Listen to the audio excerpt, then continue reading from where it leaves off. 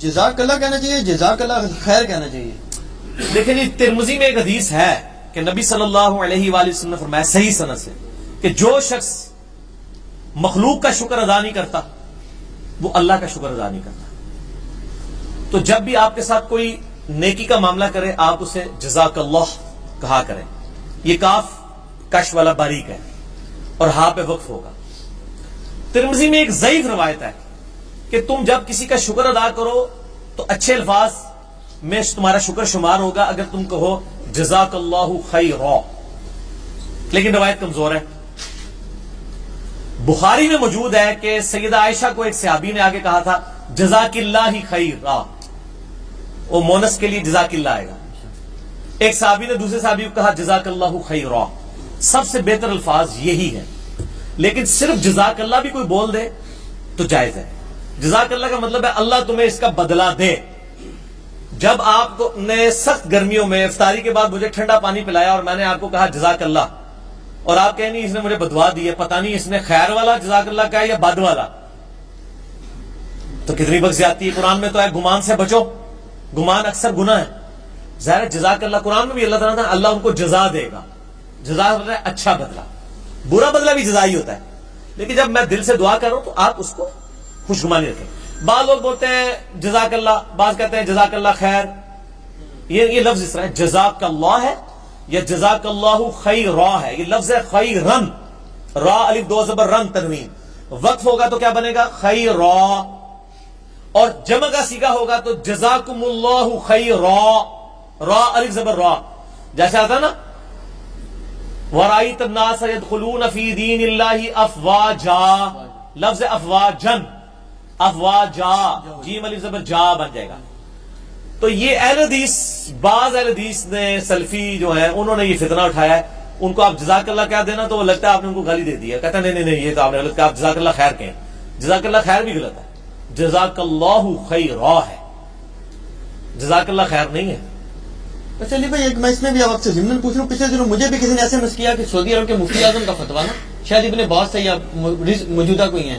اب ایسی چھوٹی چھوٹی باتیں ہیں اس پہ اتنا رائی کا پہاڑ بناتے ہیں.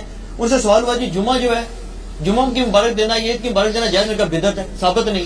اب یہ مطلب یار میرا اس طرح تو پھر کیا کریں گے آپ زندگی میں؟ نیو ہیپی ایئر، جمعہ مبارک، یہ ساروں کے اوپر میرا ایک کلپ ہے. کیا ہیپی ایئر مبارک کہنا جائز ہے؟ ہیپی ایئر انجینئر محمد علی مرزا لکھے، کلپ کھل جائے گا. 2016 کا ریکارڈڈ ہے، اس میں نے کہا تھا کہ ان کو بدعت کی ڈیفینیشن ہی نہیں پتہ. یہ تو پھر آپ زندگی میں ہر چیز پہ بیٹھ یہ غلط ہے. تحقیق تو کریں یار سعودیہ کے علماء کی نا جب آپ فتوے پڑھے نا تو تھوڑا اپنا وہ عقل والا بٹن بھی آن کر لیے گا. ٹھیک ہے تو بدعت ہی ہے. بدعت کیوں ہے؟ مطلب ہے آپ سے اور سر نہیں نا سر، بدعت جب آپ لفظ بدعت بولیں گے نا تو نبی علیہ السلام کی ٹرم میں بدعت جو ہے وہ نٹوریس ورڈ ہے. دین کی ٹرم میں جب آپ بدعت بول رہے ہوں گے نا اس وقت پھر آپ کو بڑا خیال کرنا پڑے گا. آپ کسی کے اوپر دوزخی ہونے کا فتویٰ لگا رہے ہوں گے. آپ کے میں لغت کے معنوں میں بات کر رہا ہوں وہ اور چیز ہوتی ہے. اچھا آگے ایک سوال آیا جی کہ میری 2 بیٹیاں ہیں، ساس کہتی ہیں کہ فلاں دوائی لے لو تو بیٹا ہو جائے گا، کیا بیٹے کے لیے ایسا کرنا چاہیے؟ اس میں ایک اور چیز ایڈ کروں کہ وظائف بھی بتائے جاتے ہیں، وہ بھی شامل کر لیں. پہلی بات یہ میرے بھائی، یہ ہمارے سب کانٹیننٹ کا بہت بڑا ایشو ہے. آج تک کسی ساس نے اپنی بہو کو یہ نہیں کہا کہ بیٹا یہ دوائی لے اور وظیفہ لے تاکہ تیری بیٹی پیدا ہو، کیونکہ نبی علیہ السلام کی بھی بیٹی تھی بڑی، تو میری خواہش ہے کہ تیری بھی بیٹی پیدا ہو. اس طرح دی کوئی عقل مند ساس دیکھی جائے؟ اچھا، یہ ہمارا ہندوانہ کلچر ہے جس میں بیٹیوں سے نفرت کی جاتی ہے. آج سے 15 سال پہلے کے فگر ہے کہ انڈیا میں روزانہ 3000 پریگنینسی ضائع ہوتی ہیں جب آئیڈینٹیفائی ہو جائیں گے یہ بچی ہیں. اسی لیے اس وقت انڈیا میں 1 سے 1.5 کروڑ عورتیں مردوں سے زیادہ ہو چکی ہیں. مرد جو ہے نا وہ عورتوں سے زیادہ ہو چکے ہیں بالکل، کیونکہ وہ بچیاں ضائع کرا دیتے ہیں. اگر مارے نہ تو یہ برابر ہی رہے ہمیشہ. اللہ نے بیلنس کیا. وہ جو بخاری میں بھی آتا ہے قرب قیامت میں ایک مرد 50 عورتوں کی کفالت کرے گا، ٹھیک ہے نا. کیونکہ پھر وہ اب یہ صورتحال ہو جائے گی، جگ و جدل ہوگا اور یہ معاملات کھڑے ہو جائیں گے. اب مرد ویسے بھی تھوڑے رہ رہے ہیں اور ایشوز کھڑے ہو گئے. اب کئی مرد جو ہیں وہ جب عورتیں کم پڑ دیں گی تو مردوں کے لیے عورتیں اویلیبل نہیں ہوں گی، اور جب جنگوں میں مرد مریں گے تو عورتوں کا ایشو بن جائے گا. یہ دونوں طرف ایشوز رہتے ہیں. اللہ تعالیٰ بار بیلنس کراتا ہے, اس بیلنس کو ہم جنگوں کی شکل میں خراب کرتے ہیں یا پریگنینسی ضائع کرنے کی. میں دونوں اینگل سے بات کر رہا ہوں. ویسے اگر یہ بیلنس رہے تو مرد و عورت برابر ہی رہتے ہیں. تو اس طرح کی جو دعائیاں وغیرہ لیتے ہیں یہ جائز ہے, ناجائز تو نہیں ہے. بیٹے کی تمنا کو بری چیز نہیں ہے. وظیفہ بھی بتا دیں. حضرت زکریا علیہ السلام نے بھی تو دعا کی تھی نا بیٹے کے لیے. اچھا, سورہ ال عمران میں آتا ہے, سورہ مریم کے اندر آتا ہے کہ اللہ مجھے اولاد یعقوب کا وارث چاہیے.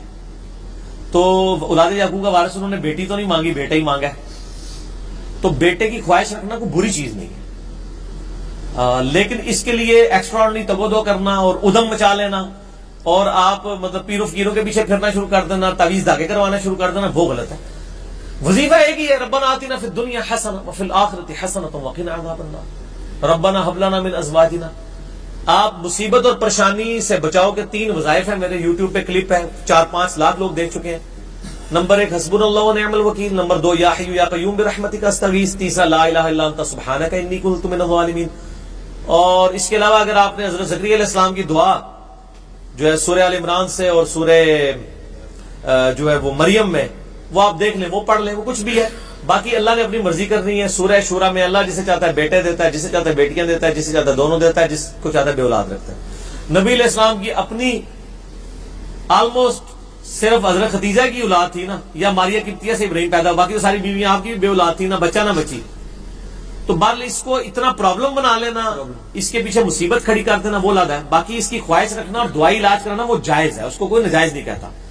لیکن مطلب یہ دونوں ایکسٹریم رویے ہیں, ان سے بچنا